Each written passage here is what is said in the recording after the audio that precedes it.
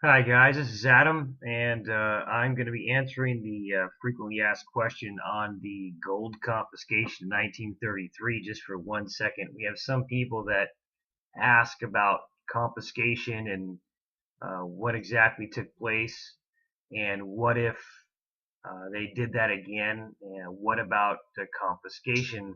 And this really doesn't, um, in my mind, really pertain to us for a couple of different reasons, but I'm just going to go through four different bullet points real quick and answer the questions best as I can.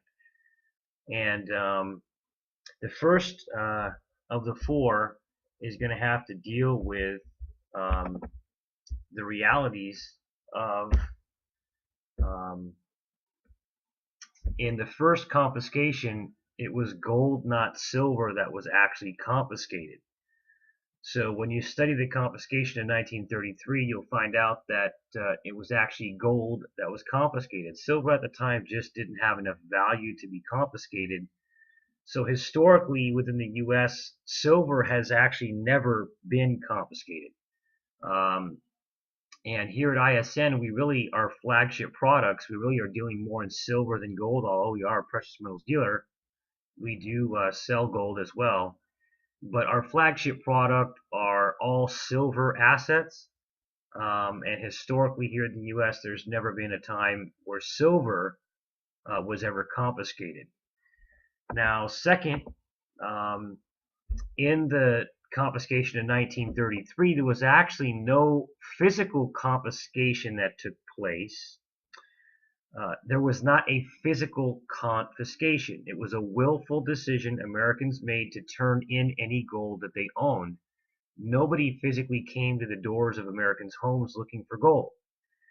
It was on a voluntary basis. Now, if you did not turn in your gold and you got caught, you were going to have a hefty fine to pay and possible jail time.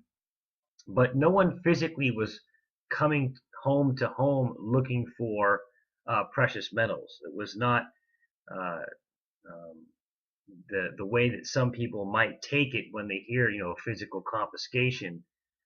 It was a willful, volitional act that the Americans chose to do by turning in their gold uh, for the market value that they were offering at the time. So there was no actual physical, in your face confiscation of the physical gold.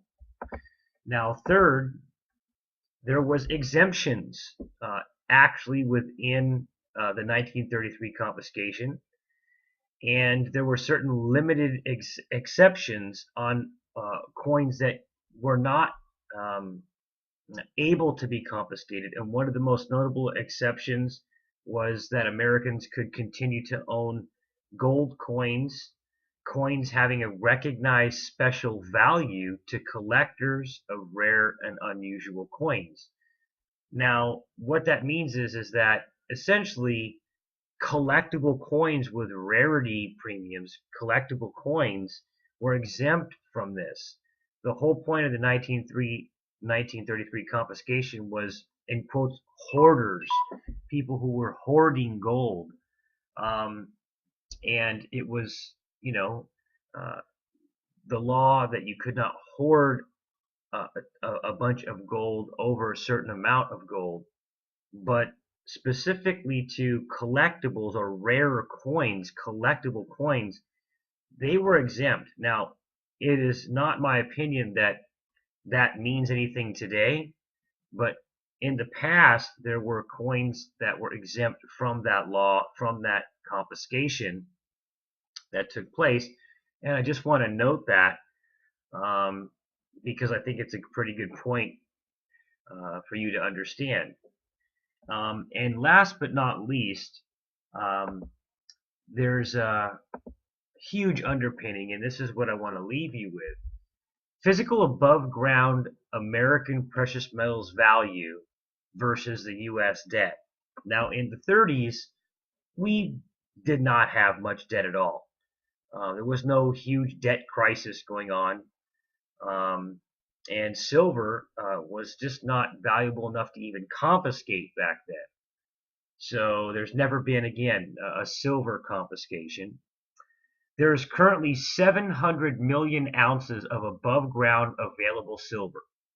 At the current spot price of $30 per ounce, the value is $21 billion for all above ground silver worldwide. All gold ever mined could fit into a 21-meter square, roughly the size of an office building. There is 500 million ounces of available above ground gold worldwide. At $1,600 per ounce, it's valued at approximately $1 trillion. So even if the U.S. confiscated all of the gold in the entire world, it would not be enough to dent the U.S. national debt. In addition, only 16 to 20% of all gold within the U.S. is in the form of coins or bars. So putting it bluntly, even if the government confiscated all of the gold and silver from all U.S. citizens, it wouldn't have enough to even dent the current deficit. This is no longer 1933, as today the U.S. is headed toward a 17 to $20 trillion deficit by 2013. So it doesn't make any sense for the U.S. government to confiscate silver or gold in the form of coinage from American citizens when they know that even if they confiscated every single coin, it wouldn't even dent the U.S. national debt. It would spark huge problems within society. You're already taking the only wealth that Americans have left, and it would also worldwide, globally, let the rest of the world know that the U.S. dollar is in trouble, which would liquidate U.S. assets even further, and that would be a very unwise move by the U.S. government to do, knowing that it would never even touch the deficit anyway. So that's my take on physical confiscation, and that's the way that I see it historically. You can take a look, just Google gold confiscation of 1933, and you can read on that. But that is historically the correct rendering of exactly what happened. There was not a physical silver confiscation ever.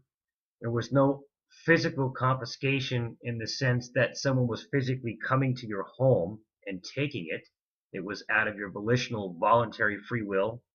There was exemptions on gold that you could keep, and it was in the form of recognized special value to collectors of rare and unusual coins.